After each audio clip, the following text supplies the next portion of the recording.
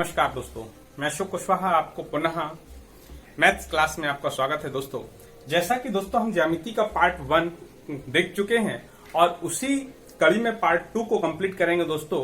और जो ज्यामिति में हमारा पहला टॉपिक था दोस्तों लाइन एंड एंगल अर्थात रेखा और कोण के बारे में। तो दोस्तों हमने रेखा और रेखा के प्रकार और रेखाओं पर आधारित अर्थात कर्व पर आधारित दोस्तों क्वेश्चन को हल किया था दोस्तों। और जिन लोगों ने पार्ट ए नहीं देखा दोस्तों वो पार्ट ए को कंप्लीट करेंगे और ये पार्ट बी अर्थात पार्ट 2 कंप्लीट करने जा रहे हैं। इसमें दोस्तों एंगल अर्थात कोण की बात करें। किसकी दोस्तों? एंगल या कोण की चर्चा करें। तो दोस्तों ए पेपर की दृष्टि से इंपोर्टेंट है और ए आपके वर्ग 3 एमपीटीटी में विशेष रूप से पूछा जाएगा दोस्तों यहाँ से क्वेश्चन।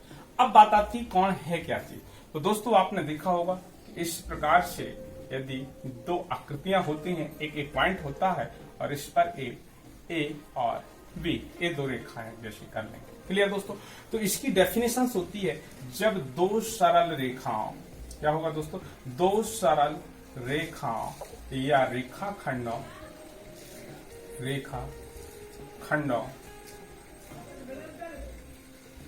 कि एक बिंदु पर मिलने दोस्तों ये समझना, जब दो सरल रेखाओं और रेखाखंडों का एक बिंदु पर मिलने के बाद या मिल जाने से क्या होगा? मिलने या मिल जाने पर कोण या एंगल बनता है। क्या बनता है? एंगल बनता है। ये याद रखना। क्लियर? अब जैसे कि मैंने कहा कि OA और OB दो रेखाएं हैं दोस्तों। क्या है? OA और OB दो रेखाएं हैं और इनका एक बिंदु है जो O बिंदु है और इस O बिंदु पर मिलने के कारण जो ये थीटा कोण निर्मित होता है इसको हम कोण की संज्ञा कहते हैं। किस नाम से जानते हैं दोस्तों? कोण के नाम से जानते हैं। अब कोण का क्लासिफिकेशन बात करें या कोण का वर्गीकरण क्या होगा दोस्तों? वर्गीकरण। तो इसमें बहुत सारे कोणों की बात चर्चा की जाएगी, तो क्रमशः एक एक कोण के बारे में हम चर्चा करते चलेंगे दोस्तों। क्लियर हुआ? ये डेफिनेशंस क्लियर हुई दोस्तों। अब देखेंगे दोस्तों, अब सबसे पहले बात आती है दोस्तों कोणों में न्यून कोण। किसकी बात आती है दोस्तों? न्यून कोण। ये बहुत इंपॉर्टेंट है। अब न्यून कोण होता क्या है दोस्तों, इसके बारे में आपसे पूछा जा सकता है कि जैसे दोस्तों एक रेखा है, इस रेखा में ओ ए रेखा खींचती है और इसके बाद इसी से एक कोण निर्मित करती है। क्लियर दोस्तों? तो याद रखना है न्यून कोण की डेफिनेशन क्या होगी कि ऐसा कोण जिसका मान 0 डिग्री से अधिक, दोस्तों याद रखना, जिसका मान 0 डिग्री से अधिक और 90 डिग्री से कम होता है उसे हम न्यून कोण कहते हैं। क्या कहते हैं दोस्तों? न्यून कोण कहते हैं। ये समझना है दोस्तों। न्यून कोण की डेफिनेशन क्या होगी कि जिसका मान, दोस्तों याद रखना, जिसका मान 0 डिग्री से अधिक हो और 90 डिग्री से कम हो उसको दोस्तों कौन सा कोण कहते हैं? न्यून कोण कहते हैं। इसको एक्यूट कोण भी कहते हैं दोस्तों। क्या कहते हैं? एक्यूट। इंग्लिश में भी आपसे पूछ लिया जाए तो एक्यूट कोण के बाद, न्यून कोण के बाद दोस्तों फिर आता है समकोण। कौन सा दोस्तों? समकोण। ये बहुत इंपॉर्टेंट है, ये भी आपसे पूछा जा सकता है। इसकी भी वही होगी कि जब दो रेखाएं होंगी और इन दो रेखाओं के द्वारा एक निश्चित बिंदु होगा और वहां पर जैसे ए और बी, ए जो कोण होगा अर्थात कोण ए और बी ये कितने डिग्री होना चाहिए? 90 डिग्री। तो इसकी डेफिनेशन दोस्तों क्या रहेगी? ये आपको समझना है कि दो रेखाओं के द्वारा निर्मित जब एक बिंदु पर मिलने से उन दोनों के बीच जो कोण बनेगा वो कितने डिग्री का होना चाहिए दोस्तों? 90 डिग्री का होना चाहिए अर्थात दोनों रेखाएं लंबवत होनी चाहिए। क्लियर दोस्तों? इस प्रकार के कोण को दोस्तों क्या कहते हैं? समकोण कहते हैं। क्या कहते हैं दोस्तों? समकोण कहते हैं। इसे राइट कोण भी कहा जाता है। क्या कहा जाता है? राइट कोण, राइट एंगल। क्लियर दोस्तों? तो ये भी याद रखना। एक्यूट एंगल की बात हो गई, राइट, अर्थात जिसका मान 90 डिग्री होता है। सीधा समकोण जिसका मान 90 डिग्री होता है उसे हम क्या कहते हैं दोस्तों? समकोण कहते हैं। क्लियर हुआ? इसके बाद आगे देखेंगे। अब बात आती है दोस्तों न्यून कोण, समकोण। इसके बाद तीसरे कोण की बात करेंगे, अधिक कोण। कौन सा कोण है दोस्तों? अधिक। अब देखिए दोस्तों इसके बारे में हम चर्चा करेंगे। अधिक कोण अब इसमें जैसे कि ए बिंदु दिया है, ए है, ये तो फिक्स रहेगी। इसके बाद यदि हम इस टाइप से बनेगा, अर्थात ये कोण बने, क्लियर दोस्तों, ए भी। तो अब इसमें डेफिनेशन क्या कहलाएगी कि ऐसा कोण, दोस्तों याद रखना, ऐसा कोण जिसका मान, याद रखना, जिसका मान क्या होगा दोस्तों कि 90 से तो अधिक रहेगा, अधिक कोण की, कि 90 डिग्री से अधिक और 180 डिग्री से कम हो।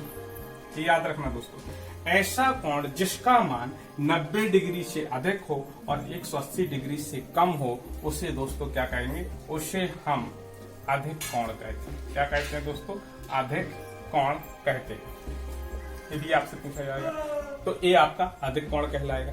क्लियर हुआ दोस्तों। तो अधिक कोण से भी क्वेश्चन पूछा जा सकता है। फिर दोस्तों एक आता है सरल कोण या ऋजु कोण, ये भी आप जानते हैं, सरल कोण या ऋजु कोण। ऋजु कोण, देखिए दोस्तों इसके बारे में हम देखेंगे। तो दोस्तों जैसा कि अधिक कोण की डेफिनेशन हमारी क्लियर हो चुकी है, इसके बाद हमारा सरल कोण और ऋजु कोण की ही बात करेंगे। इसमें दोस्तों क्वेश्चन भी कैसा बनेगा, इसमें बहुत सारे ऑप्शन दिए रहेंगे। जैसे कि ए आपका कोण दिया है, तो कोण आपका क्या होगा, कोण AOV। अब देखिए दोस्तों इस प्रकार से रहेगा, तो 90 डिग्री और यहाँ पर 180 डिग्री। तो ये चीज क्लियर हुई दोस्तों। इस प्रकार से आपसे पूछा जा सकता है कि 90 डिग्री से अधिक और 180 डिग्री से कम। तो इस रूप में भी आपका ऑप्शन में क्वेश्चन दिया जा सकता है। क्लियर हुआ दोस्तों, ये भी आपको याद रखना। अब बात आती है सरल कोण, ऋजु कोण अर्थात स्ट्रेट एंगल, सीधा। इसको क्या करते हैं दोस्तों, जैसे कि ए है और इस प्रकार से रेखा है कि ओ है, ये ए है, और दोस्तों यही कोण जब इसी रेखा पर आगे बढ़कर अर्थात बी हो जाएगा और इस सीधा का सीधा एक पूरा एंगल बनाता है। क्लियर हुआ दोस्तों, एक ही रेखा पर। तो ए ओ बिंदु है और ए यहाँ से इस प्रकार से सीधा जो कोण बनता है, इसे दोस्तों क्या कहते हैं, सरल कोण या ऋजु कोण। इसको कहते, इसका मान कितना होगा, 180 डिग्री। तो एक ऐसा कोण जो एक सीधी रेखा पर निर्मित होता है दोस्तों, किस पर, एक सीधी रेखा पर बना रहता है और जिसका मान दोस्तों कितना रहता है, 180 डिग्री होता है, उसे हम सरल कोण या ऋजु कोण के नाम से भी जानते हैं। क्लियर हुआ दोस्तों। इसके बाद हमसे दोस्तों ऋजु कोण के बाद पूछा जाएगा बृहद कोण। क्लियर हुआ। इसके बाद देखिए दोस्तों बृहद कोण, बृहद कोण ये भी पूछा जा सकता है कि बृहद कोण क्या होता है। तो दोस्तों जैसे कि ए आपने देखा कि ए ओ पॉइंट है, ए पॉइंट है।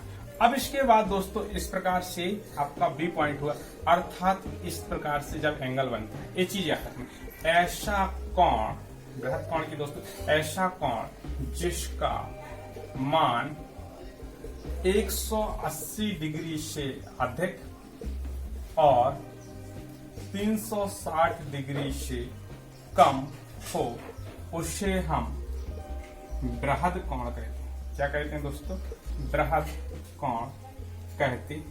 एक क्वेश्चन पूछा जा सकता है। अब इसमें होगा कि 180 डिग्री से वैसे रहेगा आपका कोण AOV 360 डिग्री। तो इसकी एक कंडीशन भी आपको याद रखना है कि बृहद कोण क्या कहलाएगा, ऐसा कोण जिसका मान 180 डिग्री से अधिक हो और 360 डिग्री से कम हो, उसे हम बृहद कोण कहते हैं दोस्तों। क्या कहते हैं, बृहद कोण। इसे रिफ्लेक्स एंगल के नाम से जानते हैं। क्लियर दोस्तों, ये भी पूछा जा सकता है। इसके बाद तो दोस्तों बात चल रही थी बृहद कोण, रिफ्लेक्स कोण अर्थात रिफ्लेक्स एंगल की। इसको प्रतिवर्त कोण के नाम से भी जानते हैं, प्रतिवर्त कोण।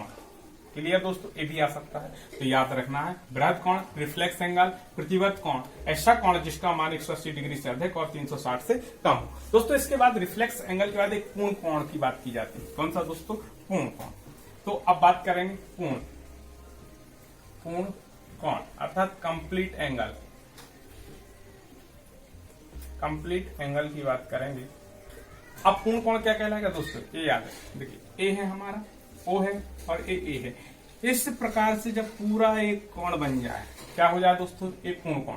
अर्थात पूर्ण कोण की डेफिनेशन जिसका मान 360 डिग्री हो। क्या हो, जिसका मान 360 डिग्री हो, उससे पूर्ण कोण कहते हैं। क्या कहते हैं, पूर्ण कोण, कंप्लीट एंगल कहते हैं, पूर्ण कोण कहते हैं। ये भी आपसे पूछा जा सकता है। क्लियर। अर्थात यहां से जहां से स्टार्ट हुआ और एक पूरा अर्थात 360 डिग्री के कोण को हम दोस्तों किस नाम से जानते हैं? पूर्ण कोण के नाम से जानते हैं। इसके बाद दो अगले जो रहेंगे दोस्तों वो पेपर की दृष्टि से बहुत इंपॉर्टेंट है। एक रहता है पूरक कोण और दूसरा होता है समपूरक कोण। देखिए दोस्तों, बात आती है पूरक कोण।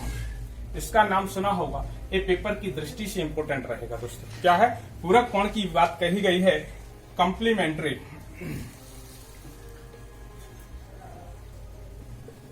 दोस्तों, कॉम्प्लीमेंट्री एंगल। तो अब आपसे पूछा जा रहा था पूरक कोण होता क्या है दोस्तों, इसकी बात कही गई है दोस्तों। पूरक कोण एक बहुत इंपॉर्टेंट है। अब पूरक कोण का मान कैसे हम निकालेंगे दोस्तों?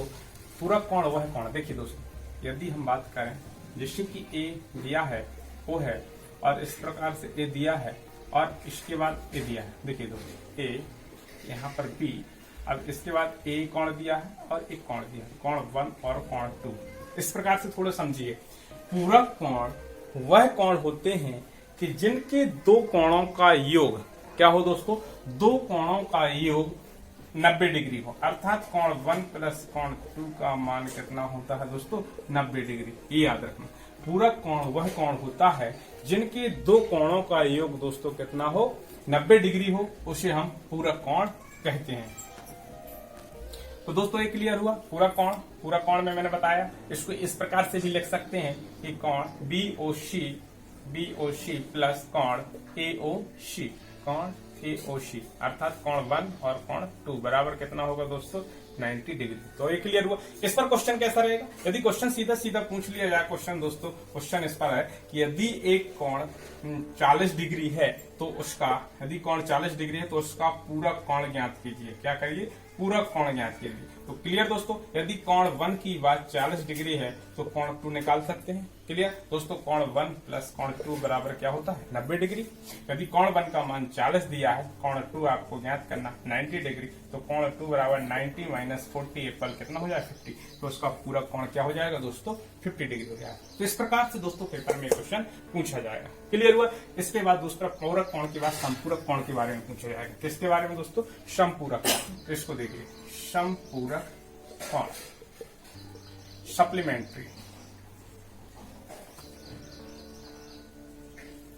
Supplementary angle.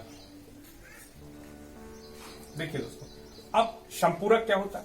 जिन दो कोणों का योग, देखना दोस्तों, जिन दो कोणों का योग, जिन दो कोणों का योग 180 डिग्री हो उसे हम समपूरक कहते हैं। उसे हम समपूरक कोण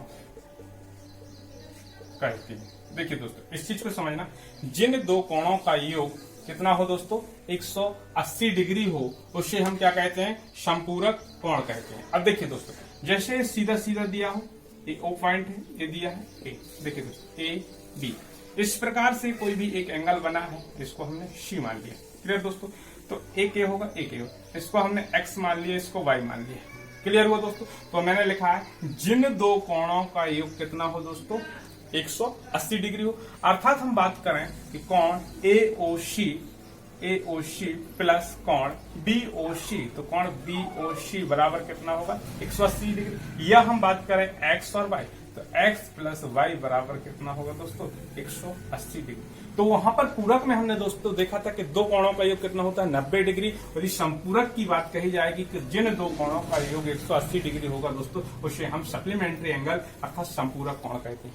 क्लियर हुआ दोस्तों। इसमें भी क्वेश्चन ये पूछा जा सकता है, यदि एक कोण आपका 85 डिग्री का है तो उसका समपूरक ज्ञात कीजिए। उसका समपूरक कोण ज्ञात कीजिए।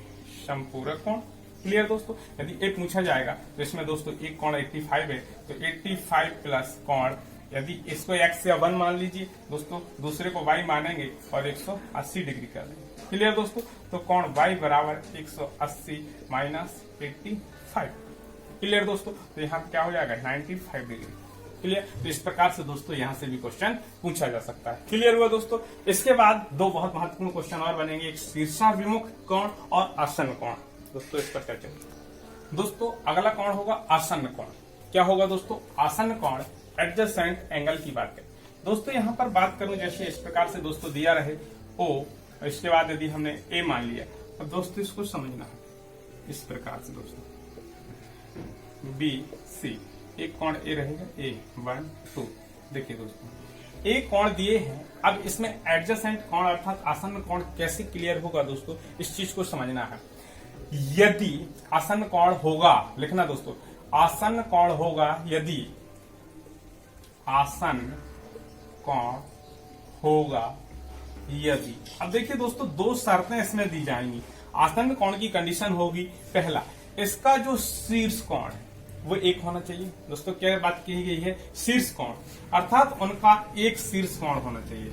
आसन्न कोण की कंडीशन में होगा शीर्ष कोण एक होना चाहिए, शीर्ष कोण एक होना चाहिए।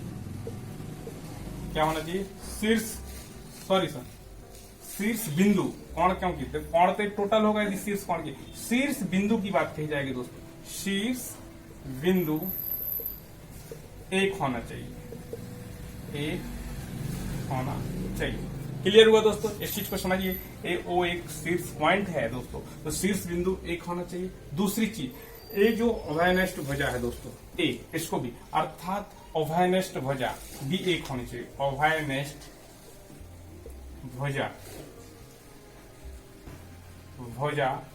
एक होनी चाहिए, एक होनी चाहिए। दोस्तों दो कंडीशन याद रखना है कि आसन्न कोण वह कोण कहलाएंगे जिसका एक शीर्ष बिंदु होगा और जिसकी एक अभयनिष्ठ भुजा होगी। क्लियर दोस्तों, इसमें जैसे बात करें हम कि कोण ए ओ वी और कोण बी ओ सी दो कैसे होंगे दोस्तों, आसन्न कोण होंगे। क्या होंगे दोस्तों, आसन्न कोण होंगे, क्योंकि इसकी ओबी क्या है, ओबी एक अभयनिष्ठ भुजा है और ओ इसका एक शीर्ष बिंदु है। क्या है, एक शीर्ष बिंदु है। तो दोस्तों ये दोनों पॉइंट याद रखना, जिसकी एक अभयनिष्ठ भुजा हो, एक शीर्ष बिंदु हो, वो दोनों कोण क्या कहलाएंगे दोस्तों, आसन्न कोण कहलाएंगे। क्लियर हुआ दोस्तों, यहां से क्वेश्चन पूछा जा सकता है। इसके बाद दोस्तों देखेंगे शीर्षाभिमुख कोण, इसके बारे में दोस्तों, शीर्षाभिमुख कोण लास्ट बचेगा हमारा शीर्षाभिमुख कोण। शीर्षाभिमुख, जैसा कि आपको पता है वर्टिकली अपोजिट एंगल की बात कही गई है दोस्तों। इसमें डेफिनेशंस क्या रहती है दोस्तों, ये याद रखना। जब दो रेखाएं अर्थात दो प्रतिच्छेदी रेखाएं, दोस्तों ए हुई अर्थात ए बी और सी डी, जब दो प्रतिच्छेदी रेखाओं के द्वारा जो कोण निर्मित होते हैं या कोणों के योग में निर्मित होते हैं, उन्हें हम दोस्तों क्या कहते हैं, शीर्षाभिमुख कोण कहते हैं। अर्थात ए कोण होगा, ए कोण होगा। इसमें एक ऑप्शन रहेगा कि शीर्षाभिमुख कोण दो प्रतिच्छेदी रेखाओं के द्वारा निर्मित होते हैं, इसके दो युग्म बनते हैं। क्लियर दोस्तों, जैसे कि बात करें यहाँ पर ए क्या रहेगा दोस्तों, ओ बिंदु रहेगा, अर्थात केंद्र बिंदु जो प्रतिच्छेद बिंदु रहेगा दोस्तों वो कौन सा कहलाएगा, ओ रहेगा। तो इसमें एक रहता है कि शीर्षाभिमुख कोणों का मान सदैव बराबर होता है। दोस्तों याद रखना, शीर्षाभिमुख कोणों का मान सदैव बराबर रहता है दोस्तों। क्या रहता है, बराबर रहता है। क्लियर, यदि बात कही जाए कि एक है फिर 2 3 4, तो यदि शीर्षाभिमुख की बात करी जाएगी तो कोण 1 बराबर कोण 2 रहेगा और कोण 3 बराबर कोण 4 रहेगा दोस्तों, ये याद रखना। क्लियर, तो शीर्षाभिमुख कोण क्या कहलाएंगे दोस्तों, अर्थात उसके सामने, एक दूसरे के सामने, इधर इसके सामने का शीर्षाभिमुख, ये शीर्ष पॉइंट है तो इसका शीर्षाभिमुख होगा। क्लियर दोस्तों, तो शीर्षाभिमुख की बात तो याद रखना, शीर्षाभिमुख कोणों का मान सदैव एक रहता है और दो प्रतिच्छेद बिंदुओं के द्वारा जो एक कोण बनते हैं अर्थात दो युग्म निकलेंगे दोस्तों। कितने युग्म निकलते हैं, यदि युग्म की बात कही जाएगी तो 2 युग्म होते हैं। क्लियर, शीर्षाभिमुख कोणों के 2 युग्म बनते हैं। कितने युग्म बनते हैं, 2 युग्म बनते हैं, क्योंकि एक युग्म ए बनेगा और दूसरा युग्म ए बनेगा। क्लियर हुआ दोस्तों, तो ये तो ही शीर्षाभिमुख कोणों के बारे में चले। तो इस प्रकार से दोस्तों एक कोणों का डिटेल आपका डिस्क्राइब किया गया कि कोण कितने प्रकार के होते हैं। तो इन कोणों की डेफिनेशन जरूर समझना, इसके जो नियम है दोस्तों वे जरूर समझना। इसी में हम आगे क्वेश्चन हल करेंगे कुछ दोस्तों। क्लियर दोस्तों, इसके बाद देखेंगे क्वेश्चन। देखिए दोस्तों, क्वेश्चन नंबर पहला हल करेंगे कोण पर आधारित अर्थात एंगल पर आधारित क्वेश्चन। 2 पूरक कोणों का अंतर कितना दिया है दोस्तों, 10 डिग्री दिया है और दोनों कोणों का मान ज्ञात कीजिए। दोस्तों क्वेश्चन को समझना हो, क्वेश्चन के ऑप्शन दिए गए हैं। पहला ऑप्शन 25 35, 45 55 इसके बाद 30, 60 और 40, 50 की बात कही। तो दोस्तों आपको सबसे पहले तो पूरक कोण की डेफिनेशन याद होना चाहिए। पूरक कोण की डेफिनेशन समझिए थी दोस्तों, दो कोणों का योग कितना होना चाहिए दोस्तों, 90 डिग्री होना चाहिए। क्लियर हुआ दोस्तों, मैंने बताया था कि पूरक कोण की डेफिनेशन में है कि दो कोणों का योग कितना होना चाहिए, 90 डिग्री। जैसे बात करते हैं दोस्तों, ये दिया है और इधर ये दिया है, तो कोण 1 और कोण 2 की बात करेंगे, ओ ए बी और सी। क्लियर हुआ दोस्तों। यदि इसमें दोनों कोणों का अंतर भी दिया है, यदि कोण 1 और कोण 2 का डिफरेंस कितना दिया है दोस्तों, 10 डिग्री दिया है। क्लियर दोस्तों, तो इस प्रकार से समीकरण बन जाएंगे दोस्तों। इसको डायरेक्ट हल कर देंगे दोस्तों, आपका आंसर निकल आएगा, या ऑप्शन से भी डायरेक्ट निकाल सकते हैं दोस्तों। देखिए टाइप, पहले तो हम सीधा समीकरण हल करें दोस्तों। ये दोनों समीकरण क्लियर हुई। यदि दोनों का योग कितना होता है दोस्तों, 90 डिग्री होता है, और उनका अंतर कितना दिया दोस्तों, 10 डिग्री। यदि हम इसको काटेंगे तो कोण 1 बराबर कितना हो जाएगा, 100। तो कोण 1 बराबर दोस्तों कितना, 2 से इसको काट देंगे 50। यदि कोण 150 है तो कोण 2 का मान निकाल सकते हैं दोस्तों, रख दीजिए किसी भी स्थान पर। तो यदि कोण 1 का मान यहाँ पर हमने 50 रखा, प्लस कोण 2 बराबर 90 डिग्री, तो कोण 2 बराबर 90 माइनस 50 बराबर 40। तो दोस्तों ये निकल आए 40 और 50। अब जिसमें 40-50 ऑप्शन किसमें दिया दोस्तों, डी ऑप्शन दिया, तो ये निकाल सकते हैं। इसका डायरेक्ट कैसे निकालेंगे दोस्तों, ये तो होगा मेथड से। अब इसको डायरेक्ट निकाला दोस्तों, आपको पता है कि दोनों के बीच अंतर कितने का है, 10 का है। तो इसमें सबसे पहले 10 का अंतर इसमें है दोस्तों, 10 का अंतर इसमें 55 में से 43 जाएगा दोस्तों, 10 का डिफरेंस दिया है। 25 और 35 के बीच भी 10 का डिफरेंस है, और 40 और 50 के बीच भी डिफरेंस 10 का, परंतु 60 और 30 है, तो दोस्तों ये ऑप्शन वैसे भी कैंसिल हो जाएगा, ये समझना है दोस्तों। इसके बाद दोस्तों दूसरा ऑप्शन है कि उनका योग कितना होना चाहिए, 90 डिग्री होना चाहिए। तो हमने अंतर देखा, डायरेक्ट हमने समझ लिया कि 3 ऑप्शन में से होगा, ये तो रिजेक्ट हो गया, कैंसिल हो गया। अब हमें योग भी देखना है कि दोनों का योग कितना होना चाहिए दोस्तों, 90 डिग्री होना चाहिए। यदि दोनों पूरक होंगे तो यदि 25 और 35 दोस्तों कितना होता है, 60, इसलिए ये ऑप्शन कैंसिल हो जाएगा, सेकंड कंडीशन को फॉलो नहीं करेगा। 45 और 55 को बात करेंगे दोस्तों, ये 100 हो जाएगा, इसलिए ये भी कैंसिल हो जाएगा दोस्तों। क्लियर हुआ, तो ये भी कैंसिल हो जाएगा, इसलिए लास्ट में 40 और 50 दोस्तों कितना होगा, 90 डिग्री, अर्थात ऑप्शन नंबर कौन सा होगा दोस्तों, डी होगा। तो ऑप्शन से भी डायरेक्ट हल कर सकते हैं। क्लियर हुआ। अब दोस्तों अगला क्वेश्चन सेकंड देखिए, ढाई समकोण। समकोण तो जानते हैं दोस्तों, एक समकोण बराबर कितना होता है, एक समकोण बराबर होता है 90 डिग्री, ये चीज तो जानते हैं दोस्तों। अब ढाई समकोण की बात करते हैं। ढाई को हमें लिखना आना चाहिए, ढाई अर्थात 2 सही 1/2, और ढाई को हम कैसा लिख सकते हैं दोस्तों, 2 दूनी 4 1 5, तो 5/2 लिख सकते हैं। तो इसमें दिया है ढाई समकोण, तो हमने ढाई समकोण का ये कर दिया ढाई समकोण, क्योंकि ढाई लिख के इंटू 90 कर देंगे तो ढाई समकोण, और मतलब हमने जोड़ दिया।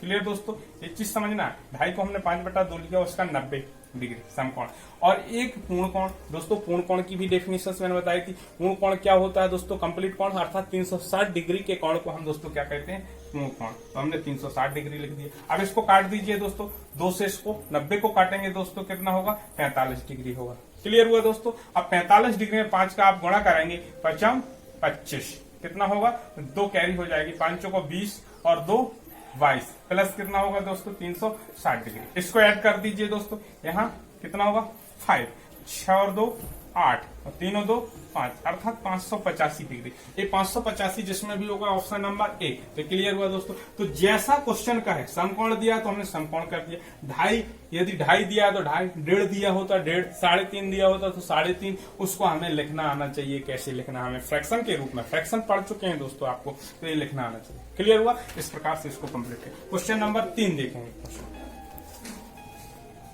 दोस्तों, क्वेश्चन नंबर 3 देखेंगे, बहुत सिंपल है क्वेश्चन। एक सरल कोण या रिजु कोण को एक लंबार्धक से कौन सा कोण बनेगा। जैसे दोस्तों इसने सीधा सिंपल दिया है, इस प्रकार से भी क्वेश्चन आपसे पूछ लिया जाए पेपर में कि एक रिजु कोण अर्थात सरल कोण, इसकी डेफिनेशन तो आप जानते हैं दोस्तों, ए होगा और ए आपका क्या होगा, एक सरल कोण, ए और डी। क्लियर हुआ दोस्तों। इस प्रकार से आपसे क्वेश्चन पेपर में पूछा जा सकता है कि एक रिजु कोण या सरल कोण।